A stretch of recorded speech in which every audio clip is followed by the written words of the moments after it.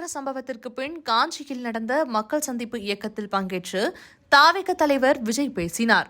அப்போது கொள்கை என்றால் என்ன, அது கிலோ எவ்வளவு, என்ன விலை என கேட்கும் அளவுக்கு ஒரு கட்சியை நடத்தி கொண்டிருக்கும் தமிழக முதல்வர் நமக்கு கொள்கை இல்லை என்கிறார் என விமர்சித்தார்.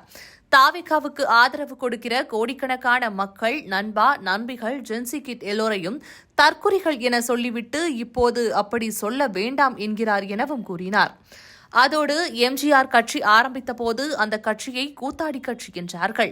பின்னர் அவரை விமர்சித்தவர்கள் எல்லோரும் அதே கட்சியில் போய் சேர்ந்தார்கள். இப்போது நம்மையும் அப்படித்தான் சொல்கிறார்கள்.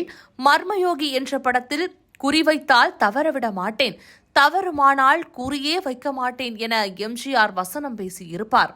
இது புரிய வேண்டியவர்களுக்கு புரியும் என நினைக்கிறேன் எனவும் விஜய் பேசினார். மக்களால் அமைக்கப்பட இருக்கும் நம் ஆட்சியில் நாம் என்ன செய்ய போகிறோம் என்பதை தேர்தல் அறிக்கையில் நிச்சயம் சொல்லுவோம் என கூறி சில வாக்குறுதிகளை அவர் பட்டியலிட்டார். அதன்படி எல்லோருக்கும் நிரந்தரமான வீடு, வீட்டுக்கு ஒரு இருசக்கர வாகனம், கார் என்பது தனது லட்சியம் என விஜய் கூறினார். அதற்கான வசதி வாய்ப்புகளை உருவாக்கும் அளவுக்கு பொருளாதார வளர்ச்சிக்கு வழியை உண்டாக்குவோம் எனவும் குறிப்பிட்டார்.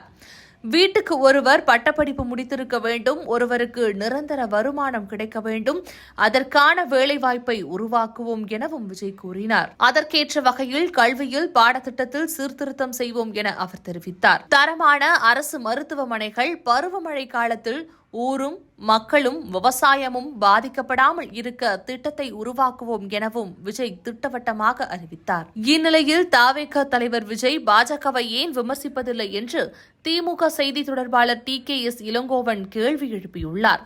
இது தொடர்பாக பேசிய அவர், முதலமைச்சராகி ஆட்சியை பிடிக்க வேண்டும் என்பதற்காக திமுகவை அண்ணா தொடங்கவில்லை, மக்களுக்காக போராடவே கட்சி ஆரம்பித்தார் எனவும் இளங்கோவன் கூறினார். அந்த வரலாறு முதல் தேர்தலிலேயே முதல்வராக நினைக்கும் விஜய்க்கு தெரியாது. கொள்கைக்காக சிறை சென்றவர்கள் திமுகவினர். இன்றளவும் அண்ணா காட்டிய கொள்கைகளின்படியே செயல்பட்டு வருகிறோம் எனவும் அவர் தெரிவித்தார். கோவை மதுரை மெட்ரோ ரயில் திட்டத்திற்கு அனுமதி வழங்காத மத்திய அரசையும் பாஜகவையும் விஜய் ஏன் விமர்சிக்கவில்லை என அவர் கேட்டுள்ளார்.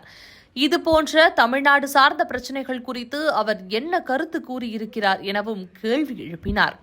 கரூர் விவகாரத்தை பொறுத்தவரை தன் மீது தவறு இருப்பதால் தான் அது தொடர்பாக விஜய் எதுவும் பேசுவதில்லை எனவும் TKS இளங்கோவன் தெரிவித்தார். மறுபுறம் விஜய் பேச்சு தொடர்பாக அதிமுக முன்னாள் அமைச்சர் ஜெயக்குமாரும் தனது விமர்சனத்தை முன்வைத்துள்ளார்.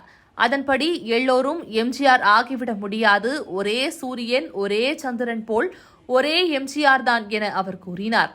அதிமுக ஆட்சிக்கு வர வேண்டும் என்ற நோக்கத்தில்தான் எம்ஜிஆர் கட்சியை உருவாக்கியதாக ஜெயக்குமார் அறிவித்துள்ளார். அதனால் அடுத்த ஆண்டு அதிமுக ஆட்சி மலரும். எங்கள் தலைவரின் பெயரை விஜய் உச்சரிப்பதில் எங்களுக்கு மகிழ்ச்சியே எனவும் அவர் கூறினார். விஜய் தேர்தல் வாக்குறுதிகள் கொடுப்பது இருக்கட்டும், அதற்கு முதலில் அத்தைக்கு மீசை முளைக்கட்டும், பிறகு பார்க்கலாம் எனவும் ஜெயக்குமார் நக்கலாக பேசினார். விஜய் திமுகவை மனதில் வைத்துதான் பேசியிருக்கிறார் எனவும், அதனால் விஜயை தொட்டவர்களுக்கு தான் வருத்தம் எனவும் ஜெயக்குமார் தெரிவித்துள்ளார்.